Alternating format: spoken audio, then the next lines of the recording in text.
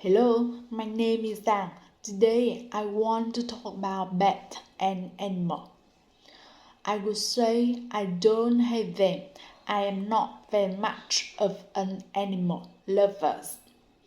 Well, there are many loving animals, but among all I like dog most because first, I think they are the most affectionate and the most loyal animals.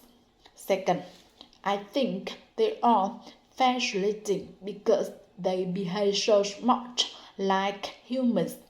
And finally, they're so smart that they seem to understand human language and respond that way.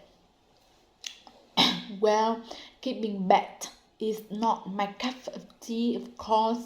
I never dislike animals. It's just that I'm into it